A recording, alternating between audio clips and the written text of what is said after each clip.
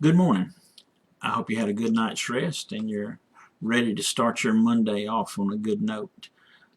Today is the Monday of Holy Week, and we'll have some special things coming up about Holy Week that we're going to do uh, this week, and that'll be coming out a little later today on Facebook. So be watching out for that.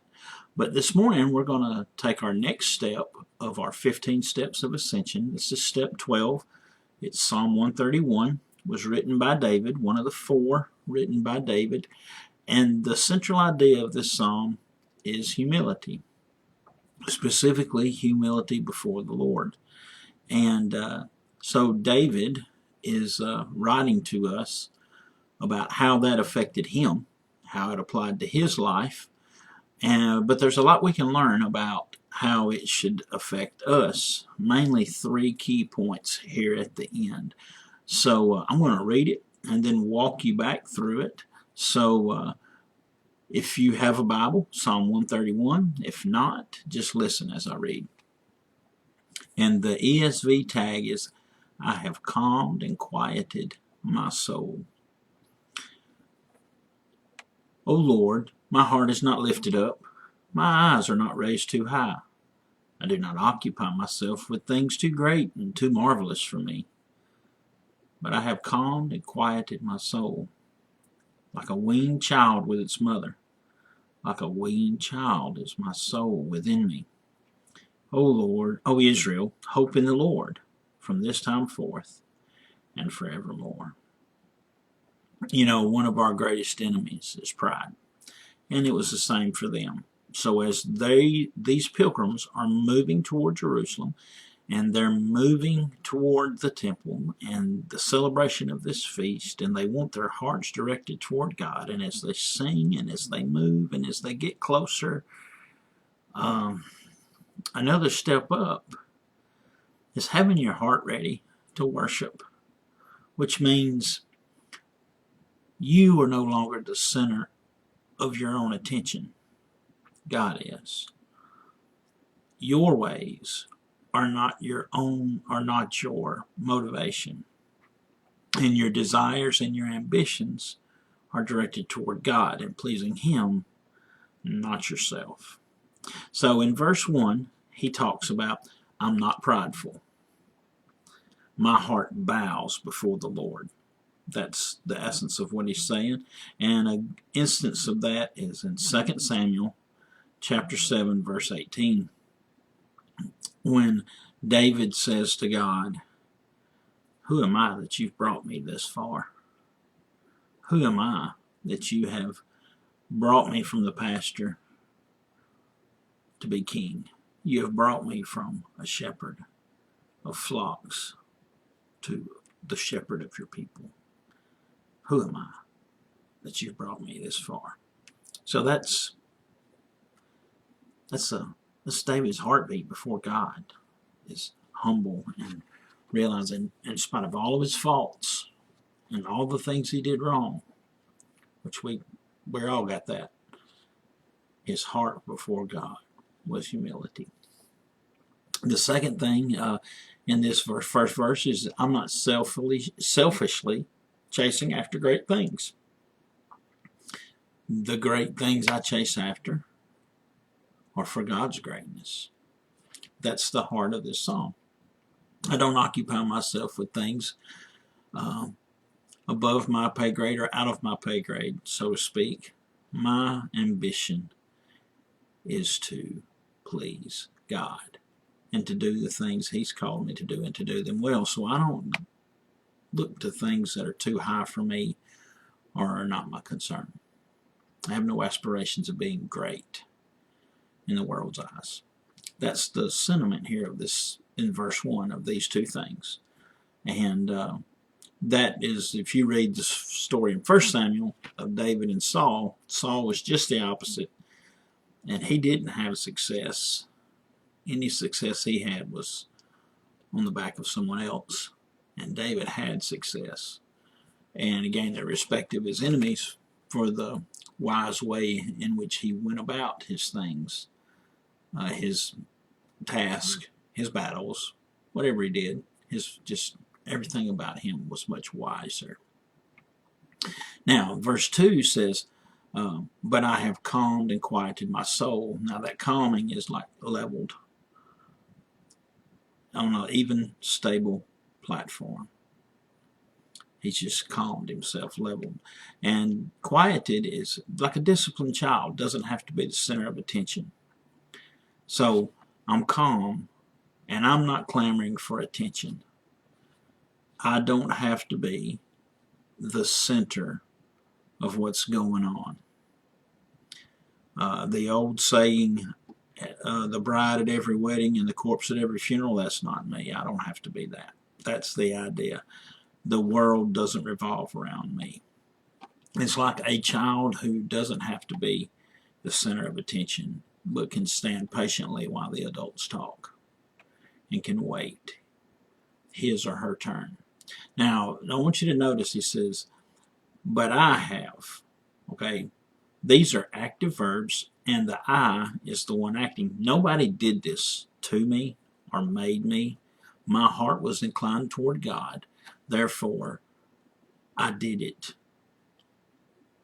because I wanted to please God. That's the idea here. I'm not the center of attention because I want God to be.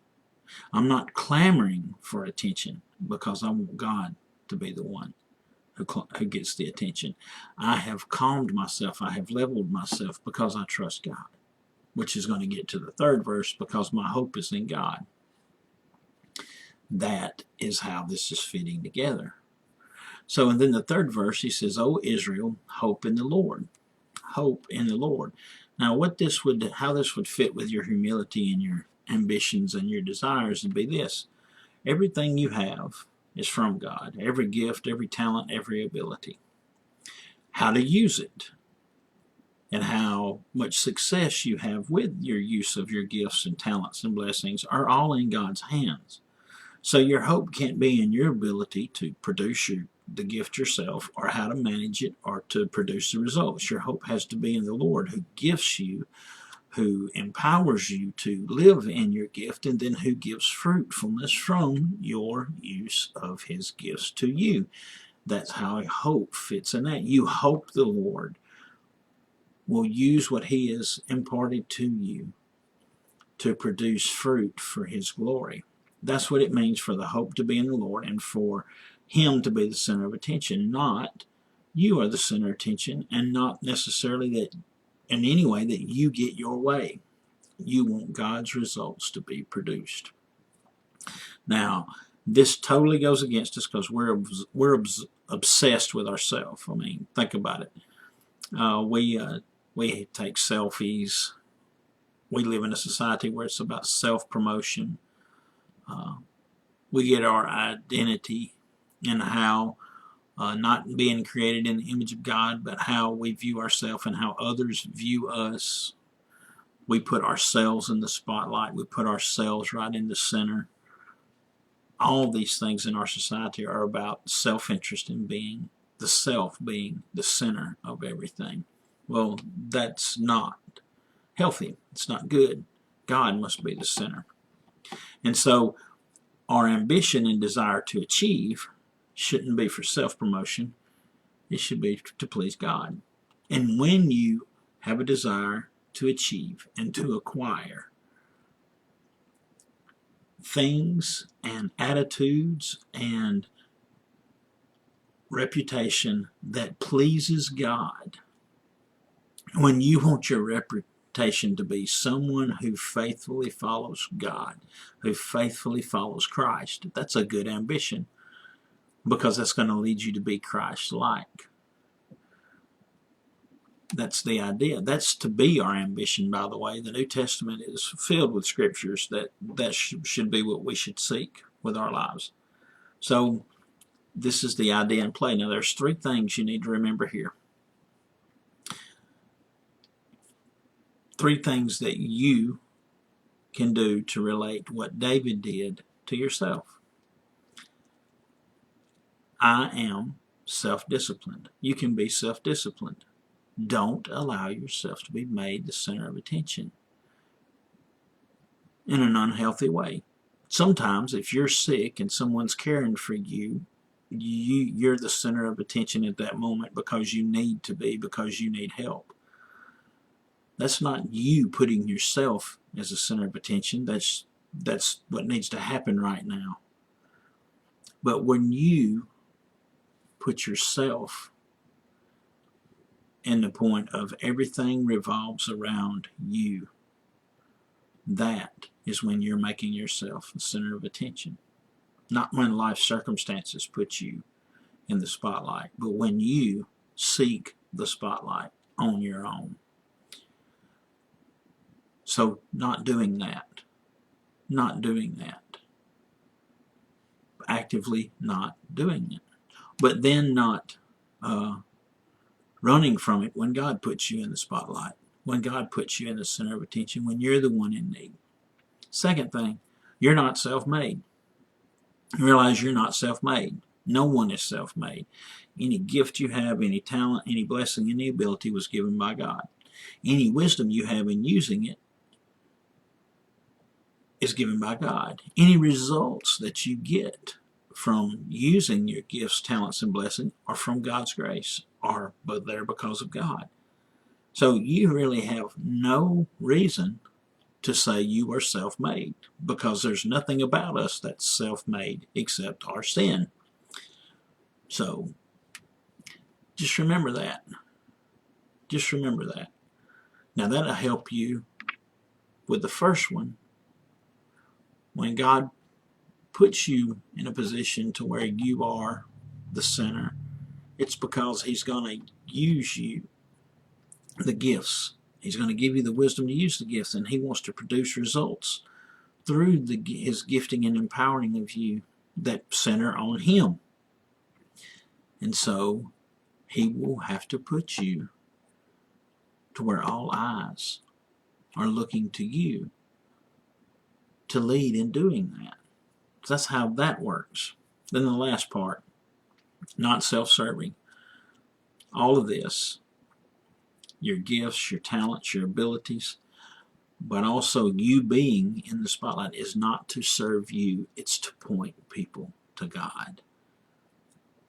It's your ambition that people would hear you so that they would know of God and know how to get to God, and would be pointed away from their distress, away from their despair, toward Him.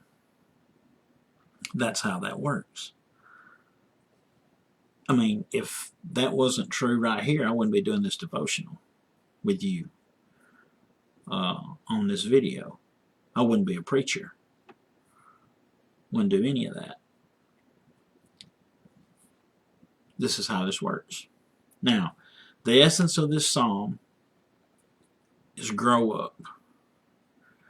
There's no accident that he uses a child as his illustration, as his metaphor. Grow up. Most of our problems in life and in church are because we don't grow up.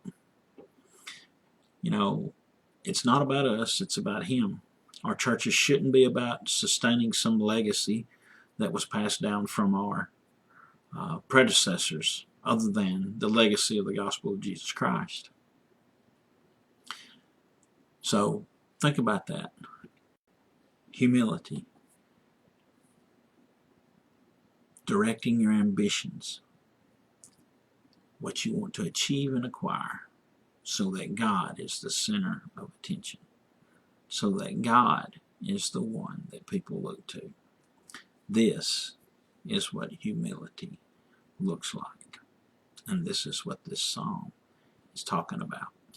And it's the next step up in getting closer to God, to being prepared to enter His house with a heart fully devoted to Him in worship. Hope you have a great day. I'll be back on here in a little bit to make announcements about what we're doing this week. So I hope you have a great day. Till I see you again, or you see me. Bye.